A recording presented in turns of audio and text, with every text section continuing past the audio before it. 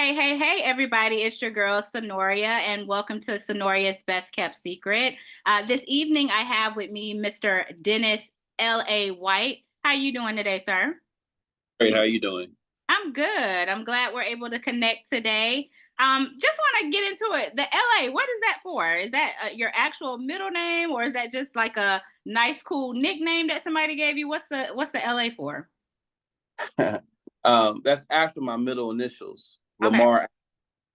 And when I was doing a TV show called um, Miracles Boys on Nickelodeon with Spike Lee, I was gonna, I booked the role, so I was gonna call myself Dennis the Menace. And SAG didn't want that, so SAG named me Dennis L.A. White. So I just kept it. Gotcha. See, I didn't know if it was something like, like something cool that came up from like LA, like Mr. Hollywood or something like that. So I just wanted to know. Yeah, and I get that a lot. I'm like, I'm not that pretentious. You know what I mean? Like I'm not, like, nah, that's my middle initials, my real middle initials. Okay, that's cool. Now, speaking of, you've been in the industry for quite some time. Hmm. We've seen you in things like, Notorious. You've been in, multiple projects. What was it like being a part of that, like Notorious back in the day? D-ROC was your character. Yeah. I mean, it was a blessing. I've always was a big and huge Biggie Smalls fan. So to be able to have opportunity to be part of his legacy was an honor. And I was living in Brooklyn at the time. So I knew a lot about Brooklyn, and so to be able to shoot, around where I lived at, and my very first scene on set was in front of my ex-girlfriend's building, like that. It was crazy. So it was really nice, and I got a chance to connect with his mother.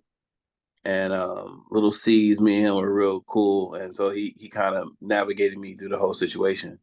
Mm, that's what's up. Now you said your favorite scene was doing a scene in front of your ex-girlfriend's building. Is that because you were able to like stick it to her, like, "Hey, look what I'm doing," or what was the reason behind Well, it that? wasn't my favorite scene. It was my first scene. My first Oh, scene. So I mean, me and her, it wasn't like we were, at odds. It's just, it was just ironic, and she happened to be there, So that was kind of like for me, to be able to shoot where you lived, it's mm, familiarity to the scene and the character. gotcha. Okay, that's what's up. Working. Yeah, that's what I'm thinking. I'm like, okay, so she get to see you in your element. Already. Yes. Well, I do want to just steer the conversation a little differently here. So, you have been, like I said, in the industry for quite some time. Are there any projects that maybe you were meant to do, or you felt as though that you were meant to do that you didn't get a chance to do? There's been a lot. With this industry, you audition for a lot of things, hopefully, and your booking rate isn't 100%. So there's a lot of projects that you audition for, and you don't. Like I was up for um, Chalky White for Empire, Okay. and and um, and so they gave it to Michael K. Williams, which was great. He was perfect for that. In Selma, I was up for the attorney role, but Cuba Gooding Jr. First he turned it down, and Okay. then they brought me in to read and everything, and then I was up for it, and then he decided he wanted to do it. So I lost out to two great actors, so it's all good. I was just gonna Um, say, just to be able to be considered in that caliber, right? That's exciting in itself. But you could be like, "Hey, I was the next choice to such and such, such and such." yeah, I mean, you're not gonna book everything, and I appreciate, if I lose a role, I lose a role to someone that's really really good, so it's all good. Yes, because Cuba Gooding, yeah, he's one of those, like, we've known him for a long time within the industry as well. You won an Oscar, so you got to respect that. Exactly. Well, speaking of other roles and things that you've taken on, Kennedy in one of my shows, and I love this show, The Family Business. Like all those legends and greats that you're surrounded by. Like, what is that experience? I mean, we have, well, just the dynamic of the different people within the show. Well, initially we shot it as a movie, and so it's really a family business. We all knew each other. Most of us all knew each other, worked with each other before. Darren Henson is a real good friend of mine. A lot of the people in the cast and the crew, we all knew beforehand. So to be able to work together is always a great thing. And then when BT came in and extended it into his TV series, it made it even better. And so I love the family business. The storyline was great. For us to shoot a New York movie or TV series, and we shooting it in L.A. and it looks like it's in New York is a big feat. But I just really enjoy it, and I think the writer Carl, he's great with the pen. So to be part of his opus is dope. Of course, yes. Now you keep rocking you keep saying, that New York thing, that New York, it's just something about that city. How does that compare to, I guess, LA or working within LA? Like, do you feel that the industry climates are, total opposites, or how do you view that? Yeah, I mean, so look, I was born in Cali. I'm a Cali dude, but I'm a New Yorker. Gotcha. Uh, so New York is where my career started. My hustle, my grind, everything culminated in New York. New York's my favorite city in the world. Um, but the difference between New York and LA is in New York, they keep it real honest with you. Mhm. It's either yes or no. Um, and you really get the grit of it and you earn a lot of it. LA, it's a little more not yes or no, it's a little more maybe, or let's talk about that. Okay. Which is a backhanded way of saying no. Right. Um, but LA, you can meet someone and that'll change your life quicker than in New York. So it has its pros and cons. LA is the mecca. It's Black Hollywood. I hate when they say Atlanta is the new Black Hollywood. There's only one Black Hollywood. And I that's was just gonna, yeah. yeah, I was gonna say that actually, because that's what a lot of people do say, that Atlanta is the Black Hollywood. Yeah. Nah, the difference with Atlanta as well is that there's more opportunity for you to create your own things. You Okay. know, Atlanta is a very entrepreneurship type town. Like you can really do a lot here. The lack in Atlanta is the talent level.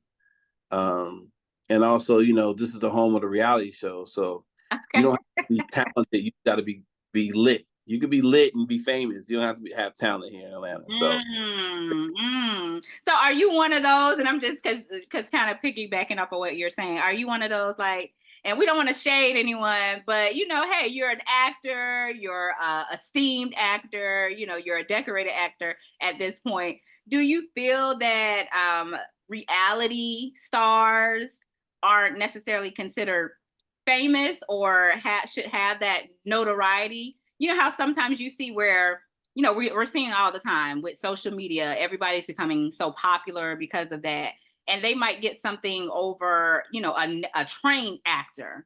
Do you mhm. feel some type of I don't want to say resentment, but some type of way about that?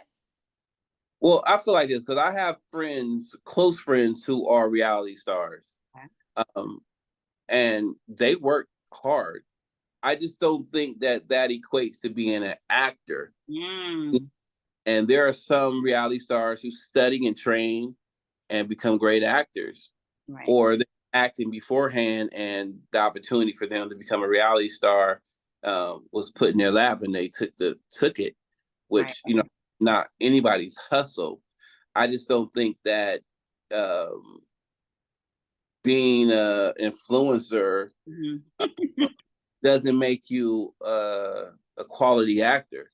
Mm, And some everybody starts at some point, and some start in high school, some start in college, some take classes, some catch it on on the wing. They just, wing and a prayer or luck up into it. But the longevity and sustainability is what matters. So, if you get into this industry as a reality star and you leverage that to become an actor, like I'll give Tammy Roman, she Oh. started Real World, Mm-hmm. and I think she probably Way back in the day. Yes, yes, yes. try to do some acting beforehand. I'm not really sure, but I think that was a first break. That's where we know her from. Then she did Housewives. No, she did Basketball Basketball, wives. but she's trained and studied whatever she did, and she's an amazing actress. Right. She's dope and a dope producer. I'm on doing her show, House of Vicious. Oh, yes. Season, yeah, I got a couple episodes in there, but so she started there, but that's not where she finished. She worked and elevated her craft. So I think it's all subjective. I just think you got to do the work. Yes, work and put in that effort. Well, speaking of that, because something that we always hear within the industry, I act myself as well, host, model, whatever I can do to stay busy, I do it, right? So a lot of the things that we hear are that you want to always work on your craft. At this Mm-hmm. level and this point of the game in your career, are you still, doing seminars and doing workshops yourself as far as, training or working on your craft? Do you still do that? Yeah, I still train and I also teach as well. Okay. And that's the biggest things about a lot of these actors because of the emergence of Tubi, and they don't feel you have to be good to be on Tubi. You don't, obviously, because of the quality of a lot of stuff on there. So there there needs to be avenues to help these actors, and that's what I provide. Okay. Uh, I work with a lot of celebrities. I train a lot of celebrities, but I also work with up and coming actors and just giving them the knowledge of how to be a great working actor and what to do on camera so they don't look like their level is going to be just Tubi. Like that's it, you know. And not knocking Tubi because I have projects Right. on Tubi as well, Right. but it's just a matter of the quality of it. So I really teach quality and notes and stuff that I learned during my journey, and that wasn't given to me. I didn't have opportunity growing up to have like a lot of people pour into me. I had to learn a lot of stuff on the job training. So Mm. my students, I have a workshop coming up on August 21st, and it's virtual. So anybody all over the world can attend it, and it's really, you learn a lot from this class. It's really dope. I'm starting to do it once a month, but it's really a great class. Okay. And so this is August 21st. You said it's virtual. How would one go about, signing up or registering for your class? You go to actlikeyouKnow.org, just how it's spelled, ACT, like LIKYUYOU, no KNOW, actlikeyouKnow.org, and just click the register button and sign up for it. Cool, cool. Now, is this open to all ages, or is this just like a specified group? No, it's open up to all ages. Okay. Um, I prefer to work with kids as young enough or old enough to be able to read. Okay. So if they're old enough to read and up until they're 80 years old, like my last class, I had a 10-year-old girl in there, and then, an adult. So whatever age range you are, whatever talent level you are, it is beneficial for you. And I make sure that you get the knowledge you need. Cool. Okay. So that sounds fun. So how long have you been putting on these workshops? Is it something like what made you decide to start doing that? Hey, I've been teaching for like about 15 years now, actually. It's Okay. crazy. I was in New York, and I was getting a lot of phone calls with people just asking me for information about how to do certain things and things, and I had it. I was like, man, I really know, what I'm doing. So I was like, let me put on a workshop and see what happens. And I didn't really expect it to be big, but it was packed out. Oh, And wow. so doing it more in New York, and then I did it in LA, and then I really started teaching, privately in LA as well. And then I just been going all over the country doing workshops and just helping build the acting community. That's what's up. That's cool. I like that. I like the fact that, you're applying your craft and, leading others so that they're able to find their way. Because like you said, there's many different paths within this entertainment industry, within this art form. But it is important to continue that training and build that knowledge. And I What also, Oh, a go lot ahead. of my students, I actually put them in movies as well. I cast them in a lot of projects. So that's the other thing. Like I feel like, you could take classes, but where does it lead you? So I like a lot of my students, I put them in movies. I get them work or I send them casting. That's what I do. That's what's up. So it's kind of like you get the training and then right away you're able to apply that to the That's real world. yeah, for So real, what for are real. some of the projects that you've kind of, I guess, ushered your students into as far as being able to, train them first and then submit them or get them casted for those different projects? Um, so a movie I directed called Street Connected. I cast several of my students in that. A movie I directed and co-wrote called The Prayer. It was a faith-based film that's out. And then a movie I just finished called Careful What You Ask For. Okay. That project, and then some other projects like they don't all have to be mine. Right. Uh, there's a guy named Alonzo out of Jersey. He has a movie. I got one of my students a role in there. So just trying to help them work. Right. Yes, that's important. Very important. Well, with you, doing the different projects that you've done multiple, versatile roles. Is there any specific genre of acting that you enjoy more than the other? Or, what is that for you? I do a lot of dramatic projects, dramatic, suspenseful projects. Okay. I enjoy comedy You enjoy a lot. comedy? Okay. Yeah. So, I did some comedy on the show called Parenthood, and that was fun. And then, my stint on Atlanta, the TV series, was fun. Okay. So I love to do more comedy. I do a lot of drama though, but I really enjoy comedy. Okay, okay, that's what's up. And looking at you, I definitely would not get that. I don't know why, but you give me more of a serious tone.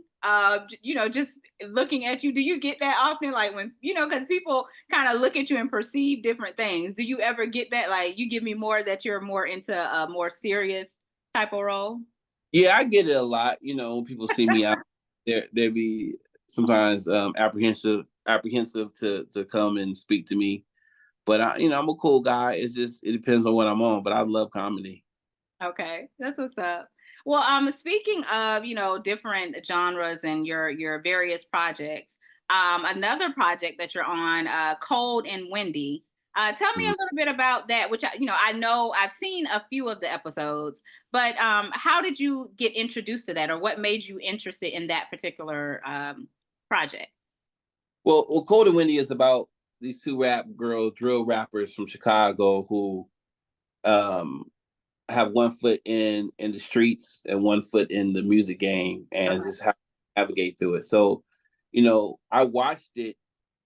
As a fan, I enjoyed the series, and I knew the casting directors, some of the producers, and so they wanted me to come in, and they they had me come in for one character, and it just wasn't the right character. Mm, And then they called me in for Fontaine, and it was just perfect. Like it was like natural. And mm. so when I got back from LA shooting House of Vicious, I came back that same week and started filming Cold and Windy. And the season premieres August 8th Okay. on All Black, AMC, and We. So I'm really excited about that. I'm in season 2 and season 3, Okay. So and yeah, we're gonna see you often then. Yes. definitely such a great series. It's cool. It's different. I think people are gonna really like the season 2. Season 2. Okay. Let me ask you this. Is this series kind of based off of any particular or famous rap group that we know of? Rap duo? Nah, Okay. nah. Okay. These girls can actually rap as Uh-oh. opposed that, You fun you like comedy because you're funny. yeah, these girls can actually rap. Okay. They have, um and but you know, a lot of times a lot of these rappers don't live what they speak about or whatever. These girls are actually living it, like for real. Oh wow, okay. That's the difference with Cold and Wendy. Um, their street situation catches up to them or Hmm. interferes with their music game. So it's really cool. It's a great concept. Yeah, that sounds like a really good. Like I said, I've only watched a few episodes of the first season, but Mm-hmm. I definitely like the show. So yeah, But I'll season be two, season two is crazy. Oh my god. okay. It's going crazy. We gotta watch it then. Yes, we're definitely gonna be there. And you said you're gonna be there for season 2 and 3. Yeah. That's Yep. what's up. That's what's up. Now, you know, my podcast is called Synoria's Best Kept Secret. What are some, industry secrets or maybe just some gems that you've picked up over the years that you would want to share or feel like, someone who's trying to enter into this industry should know? Well, I can't really tell a lot of them because I got a book that I'm working on. So Uh-oh. all of Okay. them are book. But one thing that a lot of actors don't do is um, create themselves or view themselves as a business. Mm.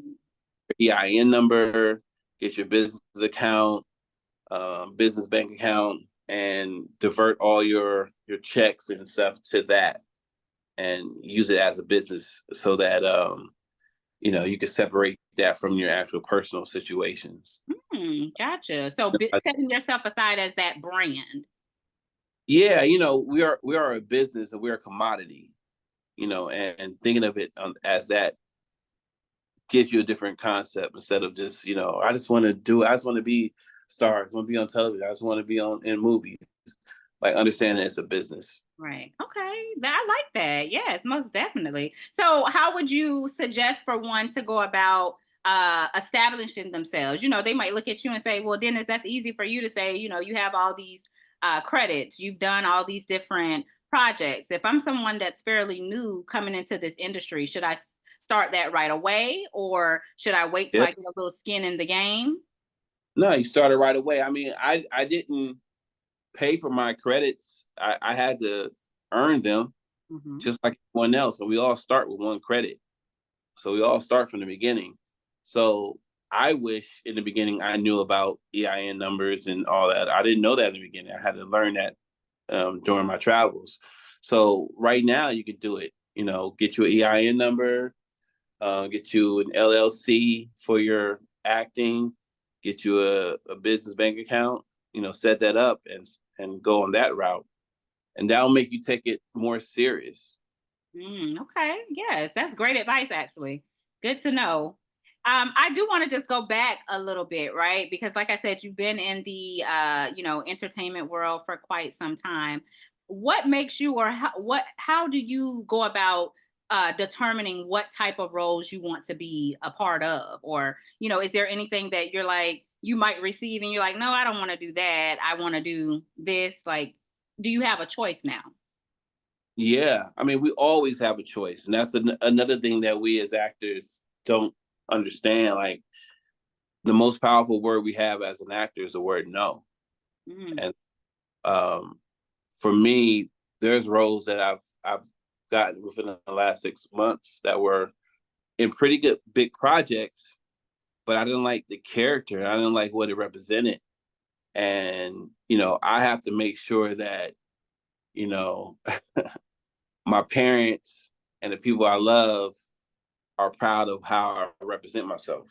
true. Yes. So Yes. there's roles that particular characters I just won't portray. And I don't knock other people for portraying those type of characters, but for me, that's not my plan and my goal. And so I'll turn down a project, and I've done that even in the beginning of my career, things that just didn't sit right with my spirit or my soul, or I didn't feel like it was worth my time or effort, I just say no. Just say no. Yes. So give us an example. What are one of those types of roles that you just like Dennis White will not do? Uh, um, I don't want to say any particular Okay. style and stuff, but there are certain roles that I just won't portray, that you'll never see me portray. Gotcha. Okay. Yeah. Fair enough. Before we get out of here, Dennis, was there anything else that you wanted to leave the people with this evening? Yeah, we got a movie coming out called Water Boys. It's a really powerful film, starring Omar J. Dorsey, Lala Anthony, Quavo from the Migos. So look out for that film, and just make sure you check out my show, Clubhouse Cinema, which is on Tubi as well. And so we highlight independent short films, and it's very funny and it's different. And so we we got some more episodes dropping, and then we'll start shooting season 2. Um, I'm easy to find at Dennis L.A. White on all social media That's platforms. my next question. Okay. And you said And that's on all platforms? yeah, all platforms. X, Instagram, Facebook, OnlyFans. I'm playing. I have an OnlyFans Okay. yet. And then at likeyouknow.org. And again, that's where all your courses are, your workshops. Yeah. And I do, I do one-on-one, I do private coaching a lot. So if you're like want to get your feet wet, you can sign up for that and we'll go from there. That's what's up. Well, I want to thank you so much for stopping by Synoria's Best Kept Secret podcast. It's been a pleasure speaking with you. I'm glad we were able to get this, I don't want to say interview, but this good conversation in.